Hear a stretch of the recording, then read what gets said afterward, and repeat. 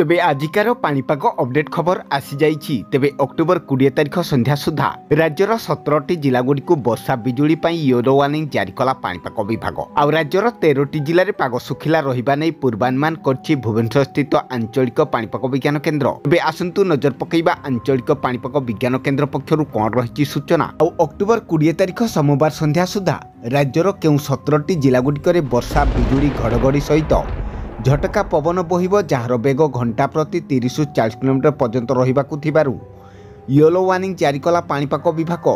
आउ राज्यर केउ 13टी जिले में पाग सुखिला रहिबो ता सहित आसंता काली सृष्टि हेबार संभावना रहिछि आउ एक लघुचाप। तेबे से सबुर संपूर्ण खबरटी जानिबा पई भिडियोटी को शेष पर्यंत निश्चित भावे देखंतु। आउ जदि ता पूर्वरु आम ओजीएन ओडिया चैनल टी को एपर्यंत सब्सक्राइब करनथिले एबे ही सब्सक्राइब कर दियंतु। आउ पाखर थिबा ऑल बेल आइकन टी को दबाई दियंतु। आगको मध्य एहिपरि पाणीपाग संबंधी समस्त प्रकार अपडेट खबर गुड़िक सर्वप्रथमे जानिबा पई। तेबे आसंता काली अर्थात अक्टोबर 21 तारिख बेलकु दक्षिण पूर्व बंगोपसागर में लघुचाप सृष्टि हेबार संभावना रही। पश्चिम उत्तर पश्चिम दिग को गति करी आहुरी घनीभूत हुई आसंता 48 घंटा मध्य अर्थात 23 अक्टोबर एक अवपात रूप नहीं पारे बोली भारतीय पाणीपाग विभाग मध्य पूर्वानुमान करछि। तेबे अक्टोबर मासरे ओडिशा रे साधारणतः बात्या भय रहितिबा बेले अवपात जाय पूर्वानुमान करछि पाणीपाग विभाग। तेबे लघुचाप सृष्टि हेबा परे स्थिति स्पष्ट हेबा नै पाणीपाग विभाग कहिछि। पटे आजिठु किछि जिल्ला रे हालुका वर्षा आउ किछि जिल्ला रे मध्यम धरण वर्षा होई पारे आउ किछि जिल्ला रे घड़घड़ी बिजुली हेबा नै मध्य पूर्वानुमान करछि पाणीपाग विभाग। तेबे आज विशेष करी दक्षिण और उपकूल ओडिशा रे वर्षा हेबार संभावना रहिछि।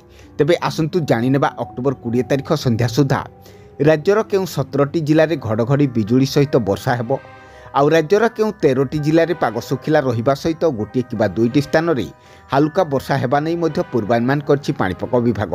तेबे आसंतु प्रथमे जानि नेबा आज राज्यर केउ 13टी जिले में पाग सुखिला रहिबो आउ केउ 3टी जिले में हालुका वर्षा हेबार संभावना रहिछि।